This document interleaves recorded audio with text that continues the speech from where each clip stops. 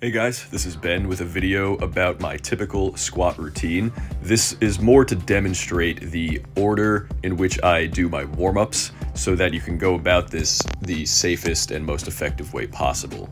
I'm not saying that this is the way that everybody has to do it, I'm just saying that this is the way that works best for me so that I can have increased mobility, better movement competency, and obviously reduce the risk of injury. So first things first, I'm squatting the empty bar or just some arbitrarily light weight that I can do for upwards of 20 reps without being even halfway fatigued. And the purpose of this is to begin to introduce some warmth and blood flow to the muscles. And I do literally mean warmth, because by introducing blood flow, you also start to introduce some laxity into the muscle groups, which is going to be very important to do before you get into any active isolated stretch, because going into a stretch cold is just a great way to strain the muscle and get very little progress with actual meaningful active mobility. By the way, the exercise I'm performing in this clip is reverse Nordic curls assisted with a resistance band.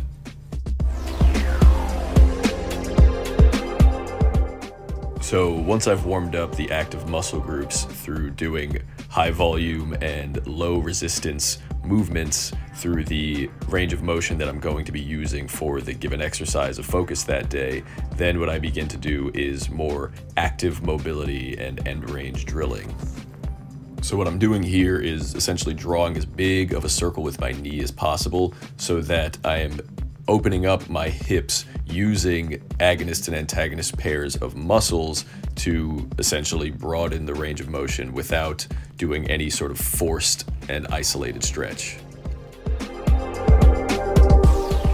And this is what I would call my first actual warm-up set, because this is not just an arbitrarily light number to get moving, it actually is based on the highest number that I plan to achieve today, or based on my total strength. And for this, I'm going to go for generally about 15 to 20 reps, but again, very sub-maximal. I'm not going to anywhere near failure.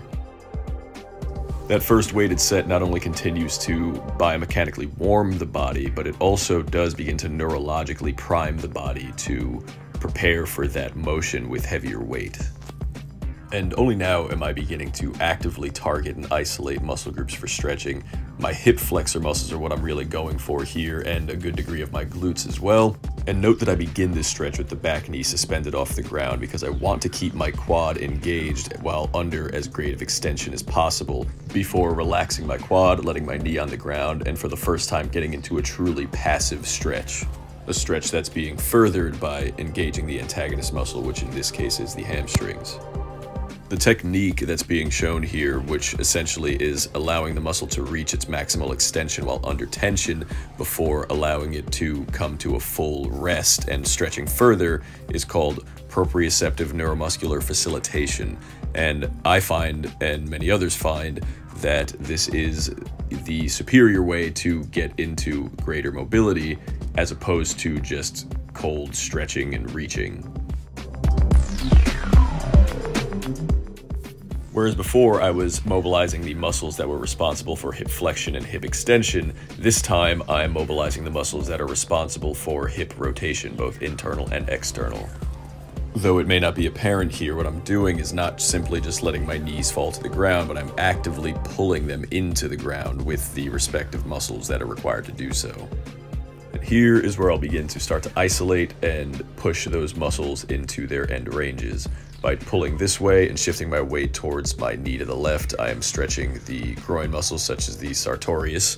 And what I do next is I bring my chest down to my knee, and that will stretch the glute of that leg. And similarly to the stretch that I was doing with the hip flexor before, I am digging my foot of my right leg into the floor almost as if to resist the stretch that I'm doing before I begin to relax it and then go further into the stretch more passively. So here we have another warm-up set where I'm hovering around 50% of my max weight to do anywhere from 10 to maybe 15 repetitions, but the point is to again be completely sub-maximal and focus on engagement and posture. At this point, we're beyond simply biomechanically warming up. We are now priming the nervous system to get into some heavier weights. At this point, my method is to follow a set with some active isolated stretching. I'm pretty much warmed up enough that I can continue to push into those further ranges and get the muscles to relax a bit deeper. I recommend these isolated and passive stretches to be performed right after a set as opposed to right before a set, because I do think it's good to help the muscles relax and stretch, but I don't want them to be too relaxed going into a set. So what happened between these last two clips is I rested for a bit, and now that I'm getting ready for this next set, what I'm doing is some dynamic stretching, which will engage the muscle spindles and engage the stretch reflex so that I am mobilized, I am warmed up, but I'm not exactly too relaxed, so that I'm able to produce a lot of force when I get into this next set. And what you may notice is I'm doing dynamic stretches for hip flexion, hip extension, hip rotation, abduction, adduction, all of the things that I was going through those larger cycles before, I'm now repeating right before I get into this next set. And finally, we have what I call the working set, which is generally the heaviest set, but more significantly, it's the set that I believe will cause the sufficient stimulus to create some growth. As part of stretching after a set, I like to do some hanging to kind of decompress.